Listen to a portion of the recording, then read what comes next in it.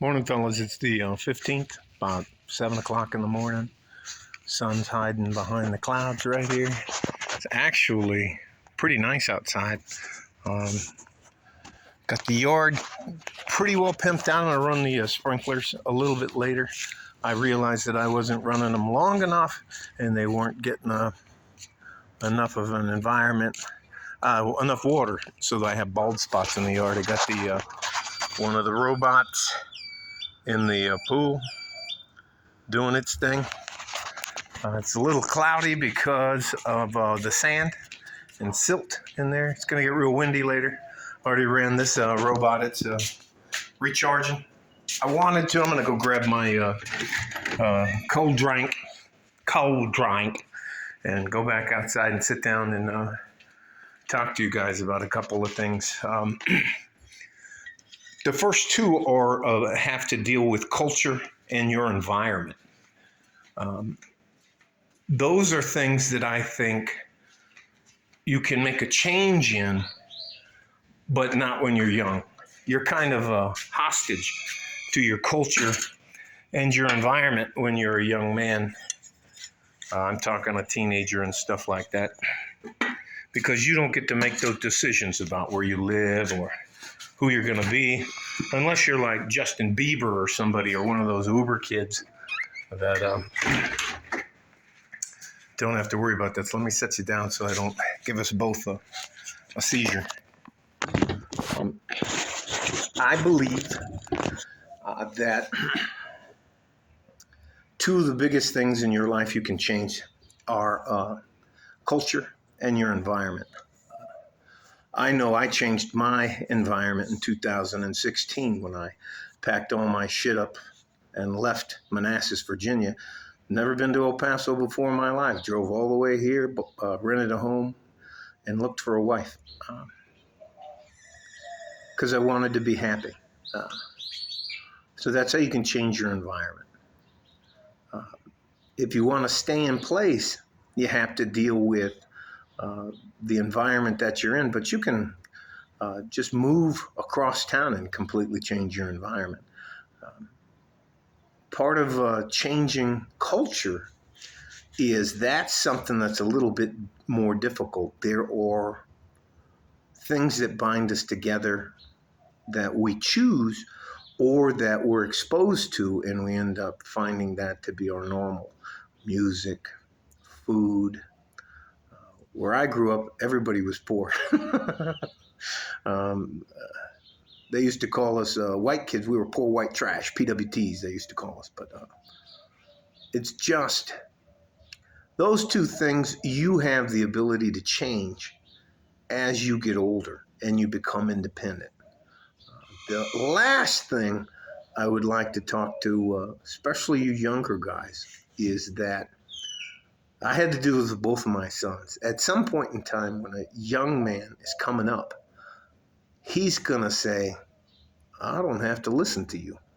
That's why I had to stop letting single moms use me as their crutch, like I'm a family member or something like that, to get me to deal with the kids, the young men. Girls are, I don't understand teenage girls. They don't make any fucking sense to me. But teenage boys, I was one of them, so that makes a lot of sense to me.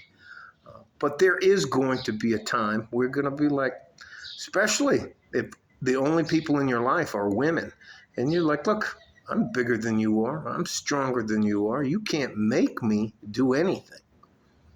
And that sometimes, both of my sons, we had to physically get it on a couple times because they're not running things. If you're not paying the mortgage, you're not paying the bills, you're eating the house, you're using the water, electricity, all that kind of stuff, you might have to follow some of the rules. But that's just something, I call it cutting your teeth on an older man. I know I did it, and I know my sons did it, and I think there is a chance for us as older men, if we have younger men in our lives, there is an opportunity for us to help them get to that place without having it become a conflict. What I ended up learning to do is creating crucible, or some people call it a rite of passage. The girls in the U.S. call it a Sweet 16, and the Latin American and Mexican and Spain and all those, it's called a quinceañera when you're 15 years old. They're no longer treated like a little girl. They're expected to act like a lady, a woman, a young woman. And that's the same thing that has to happen with guys. But I think it's important for older guys to, if you can, take time to welcome the younger guys into your tribe. And that means you have to take them out. I took my guys out, my sons out for 3 days, and it was in the middle of nowhere. And that's one of the, I taught them how to shoot pistols, handguns, use a knife, how to build a fire, how to do some, they're called survival skills or skills. A lot of guys call it bushcraft now. I guess if that's the new word. Wow, that bird was flying at me. We have to help. You have to. Tomorrow I have a big luncheon, breakfast first with the older guys, and then for lunch we're going to go meet a bunch of younger guys. And they're on the full spectrum. There's a kid who's 14 years old. He's 6'6", 260 pounds. What are you going to tell him? His mom can't control. Anyways, we're just going to go talk to him. But they have to. And the thing is, you can't keep treating a teenage man like a boy. And that was the hardest thing for me to learn. You can't tell a kid that's 6'6", 240 pounds, shut the fuck up and do what I tell you, or else. that just doesn't work. But if you treat them, if we start treating these younger men with respect and helping them and not trying to take stuff from them, steal stuff from them, tell them you have to send me $5 on my Patreon, okay? Or I'm not going to give you the secret keys. That's bullshit. But anyways, I digress. I believe you have the ability as you age to change your culture and your environment. And those are things that eventually you choose to do or be a part of as a man.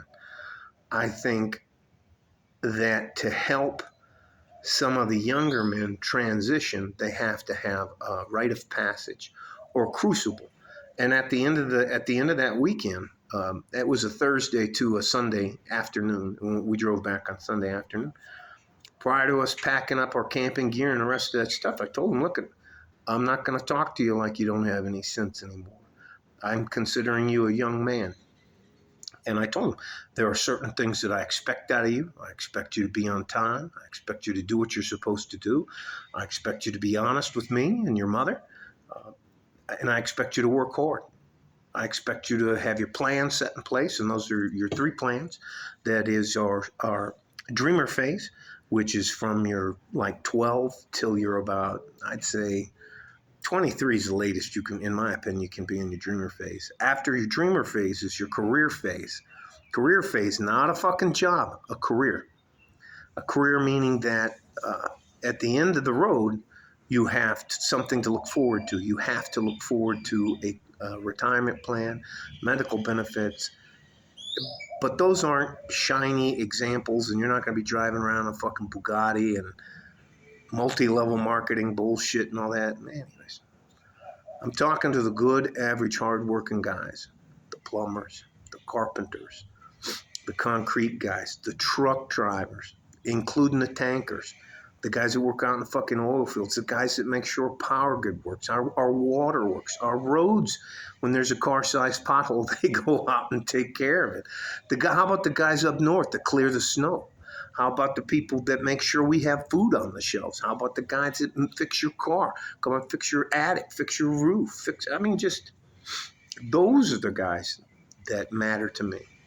The cellular tower guys, the guys that, I don't know how those guys, I'm not a big fan of heights. The guys that get up there and work on the massive towers or the, what are those wind things? What are they, like windmills, giant windmills? Man, not me. I'm not a big fan of that. I'm okay. Anyways, let's not make this about me. We have the ability as older men to either just, hey, fuck it, you're on your own. Nobody helped me. I'm not helping you. You're not my blood family. I'm not going to do anything to help you. I think, and I'm very surprised, and I don't want to brag. I do this to try, and I'm not mentoring these young men. I'm not telling them what they have to do because I'm so uber successful they have to listen to me. Just giving them some information that they may not have without taking anything from them. So you should see. The father passed away when the young boy, who's 6'6", like 200. He's just a massive young man. And you know what? I would rather have these young men have a little bit of faith that someone's actually trying to help them without taking something from them. And we don't all grow up the same. If you have some time to help out and mentor some of the people, some of the young men, I would hope you would consider it. Even if you write a letter or do a vlog or drop by the church or whatever it is. Or if you know a guy and you just talk to him. The other thing I'll cover later on today or later on in the week is mental health. For far too long, that's been something that's been ignored for men. It's been something that you're just not. They try to act like we don't have any fucking feelings, like we don't get pissed off and get our feelings hurt and get angry and get sad and we get depressed and all that kind of stuff. Then we have all the same emotions as women do. We are just punished, severely punished, for showing those emotions. You guys stay safe and healthy. Take care of each other if you can. And if you can't, you have to take care of yourself. You are literally our future.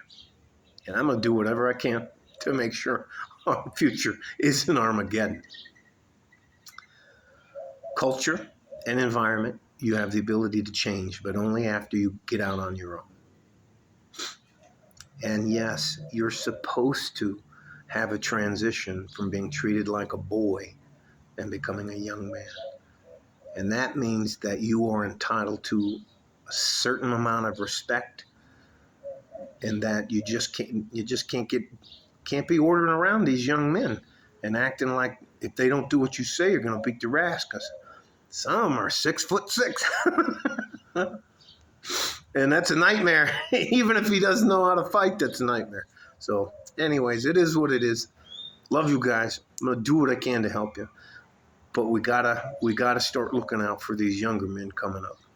They need it. We need them, and I don't want them running around when I'm 67 in 10 years or 77 if God lets me live that far.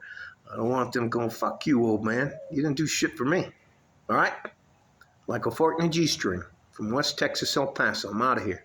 Bye-bye.